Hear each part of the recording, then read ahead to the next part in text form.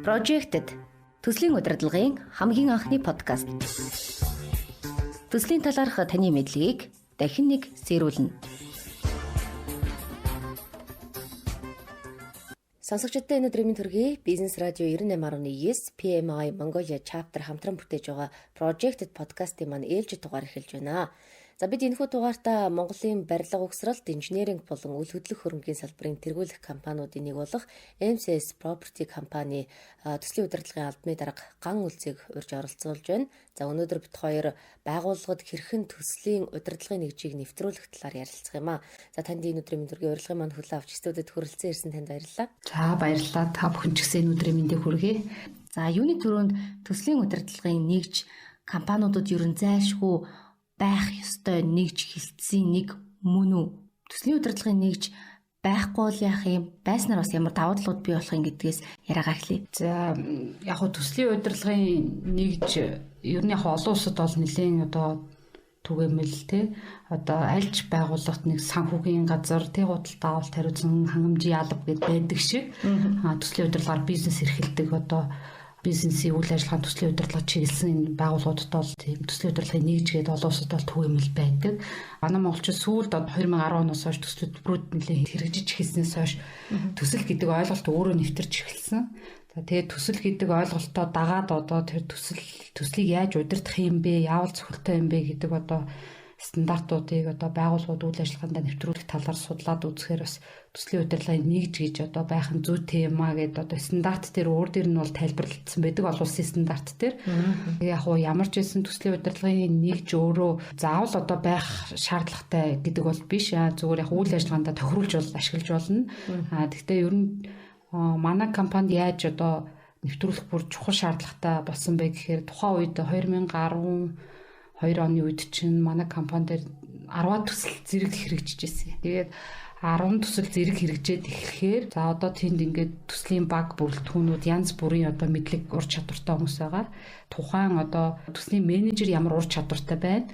Тэр хэрээр төсөл удирдагддаг. Сайн менежертэй сайн туршлага муутай залуу менежер удирдлаганд илүү алдаа оноотой тийм байдлаар ингээд ялгууртай ингээд төсөл ингээд удирдагдаа. Тэгээд тэр төслийн үр дүнг ингээд тайлангуудыг харахаар мөн адил ингээд ялгаатай мэдээлэл агуулсан. За ийм байдлыг нь жигдлэх хэрэгцээ шаардлага үүсэж байгаа юм л да.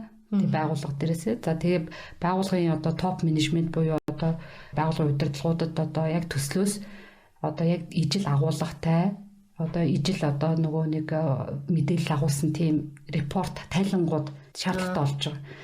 За тэгэнгүүт тэрийг хэн энэ тайлангийн агуулга ямар байх юм бэ?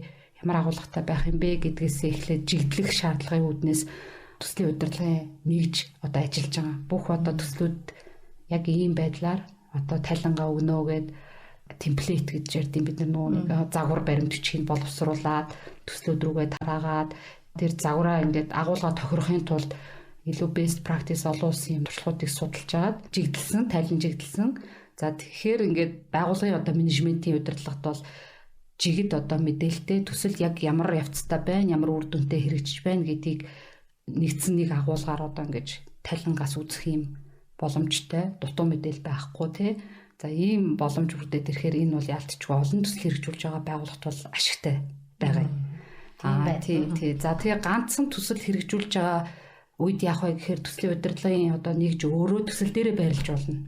Тэр нэгж нь өөрөө төсөл рүүгээ ороод ажиллаж хийж болно.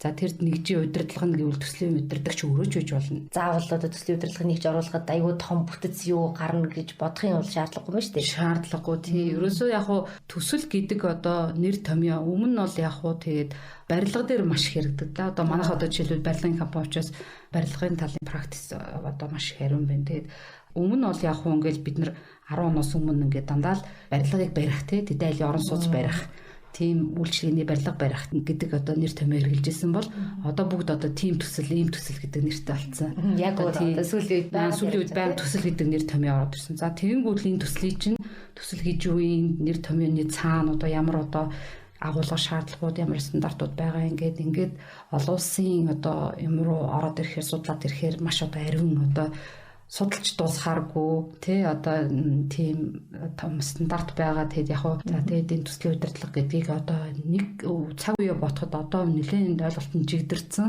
Хүн болгон за төслийг ингэж тодорхой арга зүгээр удирдах нь зөв юм байна гэдгийг болоод харчихсан. За тэгээд энэ тодорхой арга зүгээр удирдахын тулд нөгөө төслийн менежерт ингээд даатгаад орхичхоор нөгөө хүн чинь урдхаа бас хийж чадахгүй асар их ажилтаа хүн явж байгаа. За тэгэхээр нь back office-оос нь одоо заавал тэр төслийн удирдлагын алба гэсэн нэртэйж байх албагүй л дээ. Яг тэр төслийн удирдлагын стандарт арга зүгэл нэвтрүүлэх ажил дээр дэмжлэг үзүүлж ивэл тэр маань өөрөө төслийн удирдлагын одоо нэгж тодорхой хэмжээгээр тодорхой шатанд ажиллаж байна л гэж үзнэ гэсэн. За тэгвэл магадгүй төслийн удирдлагын нэгжтэй болох гэж байгаа компаниудын хувьд энэ хилтэс алт нэгжийг байгуулахдаа ямар процесс, ямар үе шатаар нэвтрүүлэлтийг хийх вэ? За мөн анхаарах зүйл нь юу аах вэ гэдэг дээр та ямар зөвлөмжийг өгөх вэ? Тэгэхээр яг байгууллагын өөрийнх нь нөгөө стратеги бодлого одоо хаашаа чиглэж гин гэдэгтээ нэлээ уялдуулж харна. За тэгээд яг төслийн удирдлагын олон улсын стандарт дээр бол яг за англиар нь хэлж өгчсэн supportive controlling directive гэдэг ийм гурван одоо хүчлийн үе шат байна гэдэг. За тэр supportive гэдэг нь болохоор эхлээд ер нь бол үйл ажиллагааны одоо үндсэн функц нь үчиг үргэн дэмжих одоо төслөө дэмжих одоо үйл ажиллагаа явуулдаг. Control гэхээр илүү хянах. Директив гэхээр бүр шууд ингээд удирдлагаар хангах гэдэг. Ийм гурван хөгжлийн үе шат байдаг. Юунаас эхэлвэл бас цохилтой вэ гэхээр төслийн удирдлагын нэгжийг хөгжүүлэх гэж байгаа бол дэмжихээс эхлүүл зүгээр гэж зөвлөхөөрэй. Яагаад тэгэхээр тухайн төслийн удирдагч, төслийн баг одоо яг яаж одоо төслөө удирдахаа төдийлэн сайн тодорхойлоогүй анхлан одоо ингээд уламжлалт аргаараа мэдээж явна. Одоо өөрөөсөө өөрийн туршлагаараа гэсэн үг шүү дээ. Туршлагаараа уламжлалт аргаараа явна. Дээрээс нь төв офсоос нь дэмжиж өгвөл одоо илүү үр дүнтэй удирдах нөхцөл бүрдэн шаардлагатай одоо төлөвлөгөө гаргах тэр маяг загвараар одоо ингээ хангаад дэмжиж эхлэх нь хамгийн одоо эхний алхам байх боломжтой. Тэгээд яг манай компани хувьд ч гэсэн яг эндээс эхэлсэн бүх юм. Тийм болохоор яг та бүхэн зөвлөхөд илүү оновчтой. Харин хянах гэдэг шат руу ороход хянана гэдэг маань өөрөө төлөвлөгөөг гүйцэтгэлтэй харьцуулах. Төлөвлөснийхөө дагуу явж гин үгүй юу? Яага хоцроо гэдгийг хэлэх. Тэгэхээр бид нар төлөвлөгөөгөө гаргаж чадаагүй бол хэдий бид нарыг юутай харьцуулж хянах вэ гэдэг одоо асуултын тэмдэг үүсэн тийм ээ. Ажиглаад байхад зүгээр яг ингээд төлөвлөгөөгээд гаргаж байгаа л да. Одоо ингээд ямар ч төсөл гэсэн хин нэгэн төлөвлөгөө гаргацдаг. За тэгээд head office-аас ингээд хяналтын функц хэрэгжүүлэх гээд эхлэхээр нөгөө агуулга юмнууд нь тохирхоо байгаад ирдэг. Төлөвлөгөөн дээр нэг хоёр зүйлийг төлөвлөсөн байдаг. Хянах гэсэн чинь 3 4 зүйлийг хянамаар байдаг. Ингээд хоорондоо нөгөө матч гэж ярьдаг шүү дээ, тий. Авцалтахгүй байх, зөрүү гарах, тэгээд дунд нь юм орхигдох, тий, дутуу төлөвлөгдсөн байх энэ төр гэсэн ийм одоо бэрхшээлүүд тулгардаг учраас илүү яаж хянах гатагаатайгаа тохируулаад төлөвлөгөөг нарийн нягт одоо ийм задаргаагийн хүртэл заасан одоо ийм байдлаар төлөвлөгөөний одоо заавар зөвлөмжөөр хангаад өгчүүл илүү үр дүнтэй хэрэгжих ийм одоо боломжууд харагдчихэв.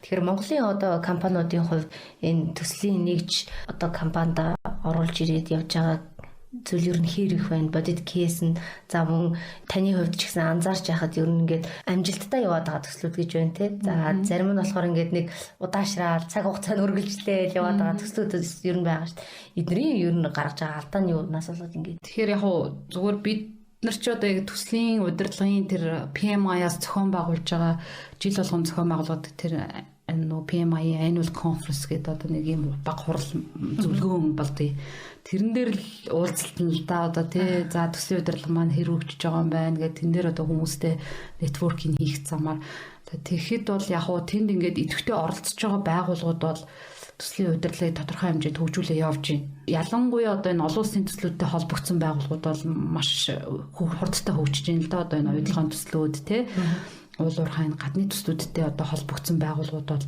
маш одоо хурдтайгаар төслийн удирдлагаа бол хөгжүүлээд явж байгаа. Яг дотооддоо бол хөгжих шаардлага байна уу байгаа.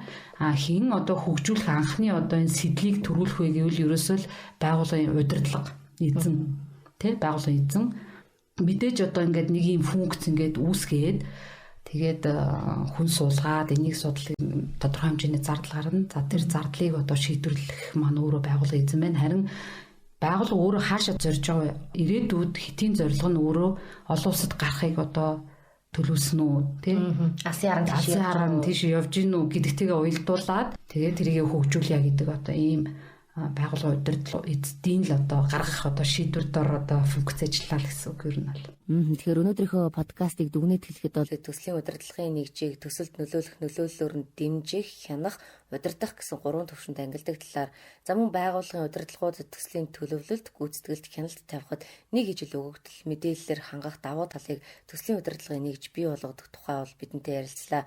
Мөн тухайн байгууллагын хэмжээ хэр төсөл төвтэй байгаагаас хамаарч төслийн удирдлагын нэгжийг байгуулах шийдвэр гаргах нь зохимжтой талаар бол зөвлөгөө өглөө. Ингээд өнөөдөр ярилцсан танд баярлалаа. Ажлын амжилт хүсье. За төслийн удирдлагын нэгжийг төсөлд нөлөөлөх нөлөөллөөр нь дэмжих, хянах, удирдах гэсэн гурван төвшөнд бол ангилдаг талаар за мөн байгууллагын удирдлагуудад төслийн төлөвлөлт, гүйцэтгэлд хяналт тавихад нэг ижил өгөгдөл мэдээллээр хангах давуу талыг бол төслийн удирдлагын нэгж бий болгодог тухай бол бидэнтэй ярилцлаа. За мөн тухайн байгууллагын хэмжээ хэр төсөл төвтэй байгаагаас хамаарч төслийн удирдлагын нэгжийг байгуулах шийдвэр гаргах нь зохимжтой талаар бол зөвлөгөө өглөө. Ингээд танд баярлалаа. Ажлын амжилт хүсье. За баярлалаа тий. Угаасаа аливаа юмыг эхлийг тавихад одоо удирдагч, манлайлагч нарыг хэлж гарааг эхлүүлдэг. Араас нь бол чадварлаг одоо ажилтан боловсрууччин маань одоо ингээд хөгжүүлээд аваад явах бүрэн боломжтой байдаг. Тэгээд энэ одоо ярилцлагууд одоо урьсан тий манай компани туршлагаас одоо хуваалцах боломж олгосонд баярлалаа. Та бүхэнд ажлын амжилт хүсье. За баярлалаа танд.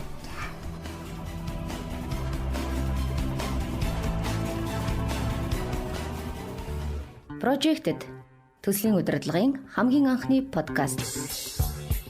Төслийн талаарх таны мэдлэгийг дахин нэг сэрүүлнэ.